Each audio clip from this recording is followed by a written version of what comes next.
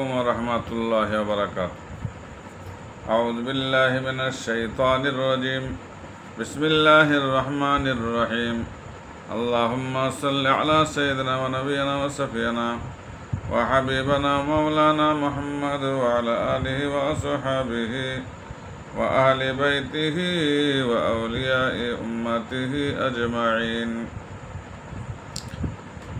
আলহামদুলিল্লাহ, সমস্ত তারিফ ও প্রশংসা সে মহান আল্লাহ তাআলার জন্য। তারপরে আল্লাহ তাআলা যে নবীজির উসিলায় আমাদেরকে বিশ্বজগতে পাঠিয়েছেন, সে নবীজির ওপরে শত কোটি দরুদ ও সালাম বর্ষিত হোক। সকলে বলেন যে আল্লাহুম্মা আমিন। সাল্লাল্লাহু আলাইহি ওয়াসাল্লাম। অন্যান্য নবী আলাইহিস সালাম গণেরা আমাদের নবীজির উম্মত হওয়ার জন্য দোয়া করেছিলেন। আমরা দোয়া না করলেও তিনি যে আমাদেরকে মেহেরবানি করে নবীজির উম্মত করে পাঠিয়েছেন, সেজন্য আল্লাহর কাছে শুকরিয়া আদায় করে বলেন আলহামদুলিল্লাহ। আজকে আমি হযরতে ইবনে আতা রাহমাতুল্লাহ আলাইহি জগৎ বিখ্যাত আল্লাহর তার জীবনী আলোচনা করব। বিসমিল্লাহির রহমানির রহিম। হযরত ইবনে আতা রাহমাতুল্লাহ আলাইহি মহাতপস্বী তপস্বী হযরত জুনায়েদ বাগদাদী রাহমাতুল্লাহ আলাইহি এর সুযোগ্য শিষ্য এবং তার অন্যতম প্রতিনিধি ছিলেন। ফিকহ শাস্ত্রে তিনি তৎকালীন মুফতি ছিলেন। কোরআনের ভাষ্যকার হিসাবেও তার খ্যাতি ছিল জগৎব্যাপী। আর মারিফাত তত্ত্বে ও শরীয়তে তিনি ছিলেন উচ্চ মর্যাদার অধিকারী। প্রসিদ্ধ সাধক হযরত আবু সাঈদ খাজ্জার রাহমাতুল্লাহ তার ভূয়সী প্রশংসা করতেন। হযরত খাজ্জার রাহমাতুল্লাহের মতে সাধকত্বে তিনি ছিলেন শ্রেষ্ঠ সিদ্ধ পুরুষ। আপনি এত বেশি কান্নাকাটা করেন কেন, তাকে প্রশ্ন করা হয়। তিনি বলেন, ছেলেবেলায় তিনি এক লোকের একটি পায়রা আটকে রাখেন। অবশ্য তার বিনিময় মূল্য হিসাবে তিনি লোকটিকে 1000 টাকা দিয়ে খুশি পারেন, কিন্তু তবুও কোনো দিন শান্তি ও স্বস্তি পাননি। কেবল মনে হয় হয়তো এর ফলে তাকে কঠিন শাস্তি পেতে হবে, আর এ ভয়ে তিনি এত বেশি কান্নাকাটি করেন। সুবহানাল্লাহ। আপনি প্রতিদিন কি পরিমাণ কোরআন তেলাওয়াত করেন? তিনি বলেন, আজ থেকে 14 বছর আগে তিনি প্রতিদিন একবার করে কোরআন শরীফ খতম করতেন। তারপর থেকে 14 বছর ধরে কোরআন পাঠ করে তিনি কেবল সূরা আনফাল এ পৌঁছান। শোনা যায় হযরত আতা রাহমাতুল্লাহের 10টি সুদর্শন পুত্র ছিল। একবার তিনি পুত্রদের সাথে সফরে যান আর ডাকাত দলের পাল্লায় পড়েন। মালপত্র যা ছিল তারা তা তো সব নিলয়। তাছাড়া চোখ বেঁধে ছেলেদের খুন করতে লাগল। হযরত আতা রাহমাতুল্লাহের চোখের সামনেই এই নির্মম নৃশংস ঘটনা ঘটছে। আর আকাশের দিকে চোখ তুলে তাকিয়ে তিনি মিটি হাসছেন। একে একে 9 জন শাহাদাত বরণ করেন, বাকি শুধু একজন। ছেলেটি বাপকে বলল, আপনি কি নিষ্ঠুর! আপনার চোখের সামনে ছেলেরা খুন হচ্ছে, আর আপনি কিছু না বলে উপরের দিকে চেয়ে শুধু হাসছেন। এমন বাপের কথা কখনো শুনিনি। বুঝলাম না আপনি কেন এমন নির্মম হলেন। ছেলের কথা শুনে হযরত আতা রাহমাতুল্লাহ বললেন, যিনি এটা করছেন তাকে যে কিছুই বলা চলে না। তিনি তা জানেন, দেখেন এবং তার ইচ্ছাক্রমেই এটি ঘটছে। তিনি মূল নায়ক। আবার যদি ইচ্ছা করেন তবে এক মুহূর্তে সবাইকে বাঁচিয়ে তুলতে পারেন। তার ইচ্ছার বিরুদ্ধে কিছু হয় না, কেউ কিছু করতেও পারে না। তার কথাগুলি ডাকাতদের মনে ভাবান্তর সৃষ্টি করে, তারা আর শেষ পুত্রকে হত্যা করল না। তাকে ছেড়ে দিয়ে হযরত আতা রাহমাতুল্লাহ আলাইহিকে বললেন, হে মহান পুরুষ, এই ধরনের কথা যদি আপনি কিছুক্ষণ আগে বলতেন তাহলে হয়তো আমরা এ কাজ করতাম না।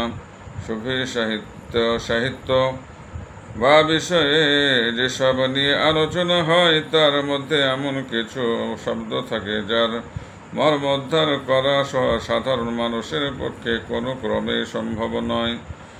একবার এক ব্যক্তি এসব কথা উল্লেখ করে হযরত আতা রাহমাতুল্লাহ আলাইহির প্রতিক্রিয়া জানতে চান।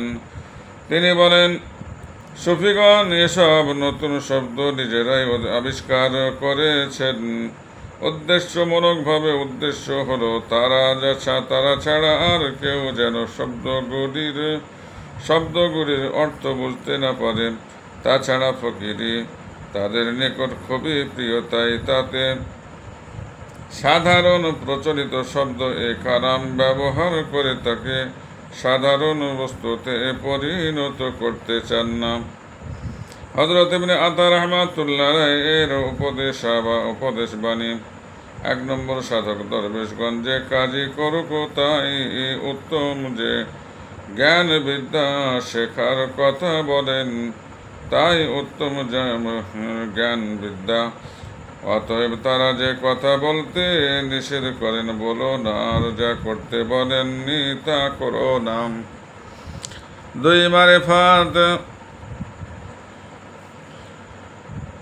মারেফাতের জ্ঞান যে অনুসন্ধান করে জ্ঞানের ভিতরে তার সন্ধান পাবে। যদি না পায় তবে তা বিজ্ঞান শাস্ত্রে পাবে। তাতেও যদি না পাওয়া যায় তবে তাওহীদ শাস্ত্রে তা খুঁজবে। যদি তাতেও না মেলে তবে ধর্মজ্ঞান লাভের আর আশা নেই। 3, যা মানুষকে আল্লাহ থেকে অলস রাখে তাই জঘন্য। 4, যে ব্যক্তি আল্লাহ ছাড়া অন্য বস্তু থেকে শান্তি লাভ করতে চায় শেষে পর্যন্ত তাই তার পক্ষে বিপদ হয়ে দাঁড়ায়। 5, আল্লাহর অনুগত্য জড়িত যে বুদ্ধি তাই খাঁটি বুদ্ধি। যে জিকিরে মনে অহংকার আসে তাই নিকৃষ্ট। আর যে পাপের পেছনে তওবা নসিব হয় না তাই হলো মহাপাপ। 6, পার্থিব ধন সম্পদের প্রতি লিপ্সা মনে অহমিকা সৃষ্টি করে। 7, মানুষের দৃষ্টি বাইরে, আল্লাহর দৃষ্টি ভিতরে। এজন্য মানুষের দর্শনীয় স্থান অপেক্ষা আল্লাহর দর্শনীয় স্থানকে অনেক বেশি পবিত্র রাখা চাই। তাই দর্শনীয় স্থানকে অনেক বেশি পবিত্র রাখা চাই। আর যা মানুষকে পরলৌকিক পথ থেকে ফিরিয়ে রাখে তাই হলো দুনিয়া, অর্থাৎ পার্থিব মোহ। 9, মন, রিপু ও আত্মা এ 3টির 3 রকম বাসনা। যথা মন চাই আল্লাহর নৈকট্য, আত্মা চাই আল্লাহর দিদার, রিপু চাই পার্থিব সুখ শান্তি। আর এ জন্য স্বাভাবিকভাবে রিপু আল্লাহর বিরুদ্ধ পথে ধাবিত হয়, দাসকে আল্লাহর অনুসন্ধানে বাধা দেয়। হতভাগ্যরাই পাপ কর্মের প্রবৃত্তির সঙ্গী হয়। 10, যার মধ্যে দরবেশগণের রীতি এসে যায় সে আল্লাহর জিকির ও ইবাদতের শক্তি লাভ করে। 11, খাওয়া পড়ার দ্বারা কপটদের শক্তি বৃদ্ধি হয় আর মুমিনদের শক্তি বৃদ্ধি হয় জিকির ও আল্লাহর প্রশংসা দ্বারা। সুবহানাল্লাহ, সুবহানাল্লাহ। 12, রিপুর কারাগারে যে বন্দী সে আল্লাহর দরবারে পৌঁছাতে পারে না। 13, মানুষ যখন আল্লাহর দৃষ্টির লাভ করে তখন তার পক্ষে অহমিকা প্রকাশ করা নিষিদ্ধ হয়ে যায়। সে আল্লাহর প্রেমে এমন বিভোর হয়ে যায় যে সে তাতে বিলীন হয়ে হয়ে নিজেকে হারিয়ে ফেলে। সুবহানাল্লাহ। 14 বিদ্যা 4 প্রকার যথা: ক উপাসনা বিদ্যা, 2 খ অবদিয়াত বিদ্যা, গ পরিচর্যা বা বিদ্যা ও ঘ তত্ত্ববিদ্যা।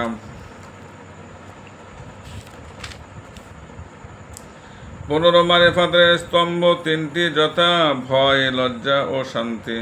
ইবনে আতা রাহমাতুল্লাহ আলাইহি বলেন, হযরত আদম আলাইহিস সালাম যখন আল্লাহর নির্দেশ অমান্য করলেন আর এই সুসংবাদ যখন বিশ্ব চরাচরে ছড়িয়ে গেল, তখন সোনা ও রূপা ছাড়া সবাই কাঁদল। আল্লাহ এর কারণ জিজ্ঞেস করলে তারা বলল যে আপনার আদেশ অমান্যকারী আমরা তার জন্য কান্নাকাটি করব না। আল্লাহ তার শান শৌকতের শপথ করে বললেন, সোনা ও রূপার দ্বারাই তিনি সমস্ত জিনিসের মূল্য প্রকাশ করবেন, অর্থাৎ সব বস্তুর মূল্যের মাপকাঠি হবে সোনা ও রূপা। আর সমগ্র মানব জাতিকে তাদের দাস বানিয়ে রাখা হবে। একবার তিনি তার সঙ্গীদের সামনে পা ছড়িয়ে বসলেন, বললেন, নীতিজ্ঞদের নীতি ত্যাগ করাই হলো আদব। রাসূলুল্লাহ সাল্লাল্লাহু আলাইহি ওয়াসাল্লাম হযরত আবু বকর রাদিয়াল্লাহু তাআলা আনহু হযরত ওমর রাদিয়াল্লাহু তাআলা আনহু এর সামনে পা বাড়িয়ে বসেছিলেন, কেননা তিনি ছিলেন নীতির ঊর্ধ্বে সম্ভ্রমশীল। একবার তিনি তার শিষ্যদের প্রশ্ন করেন, কোন বস্তুর দ্বারা মানুষের মর্যাদা বৃদ্ধি পায়? কেউ সারা বছর রোজা রাখার কথা বললেন, কেউ সব সময় নফল নামাজ পড়ার কথা বললেন,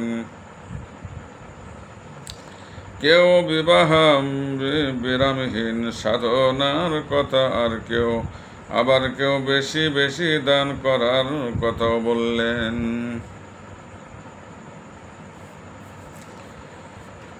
সকলের সব কথা মন দিয়ে শুনলেন হযরত আতা রাহমাতুল্লাহ। তারপর বললেন, তোমরা যে যা বললে তা মানুষের মর্যাদা বৃদ্ধি করে নিঃসন্দেহে, কিন্তু জেনে রেখো সব সচ্চরিত্রের মানুষের মর্যাদা সর্বাধিক বৃদ্ধি করে।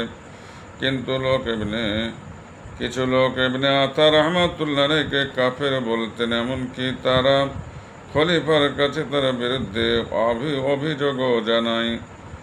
খলিফার মন্ত্রী ব্যক্তিগতভাবে ইবনে আতা রাহমাতুল্লাহর প্রতি বিরূপ ধারণা পোষণ করতেন।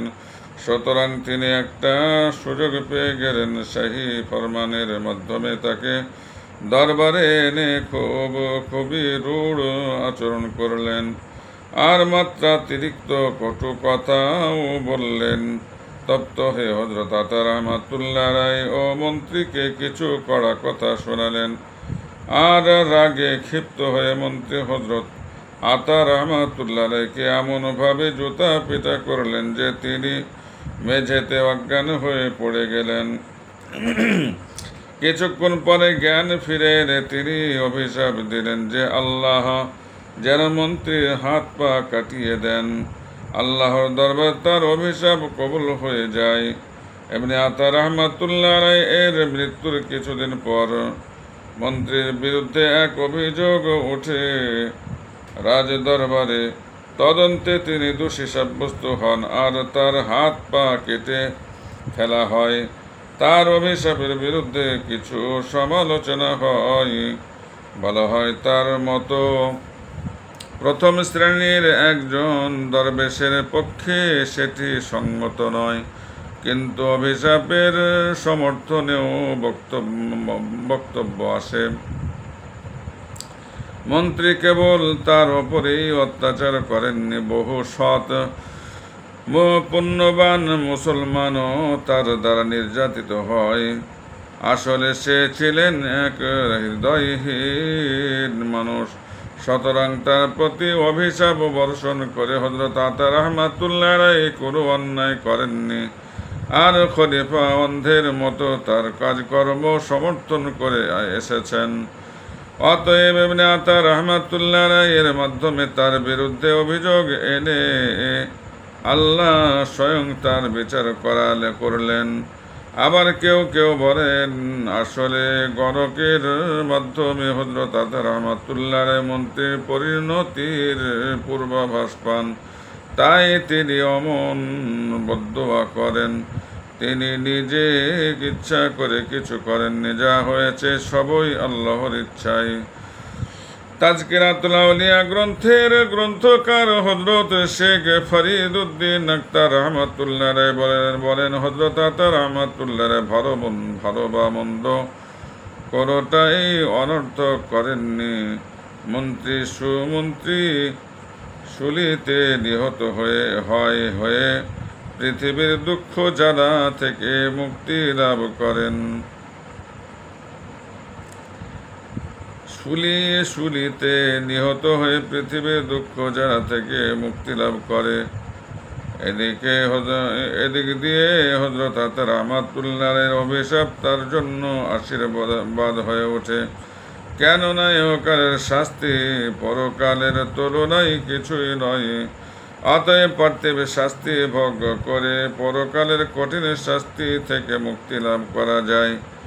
তো বলতে হয় যে হযরত আতা রাহমাতুল্লাহ আলাইহি এর অভিশাপ তার জন্য কল্যাণকর হয়েছে। এখানে শেষ। আসসালামু আলাইকুম ওয়া রাহমাতুল্লাহি ওয়া বারাকাতুহু।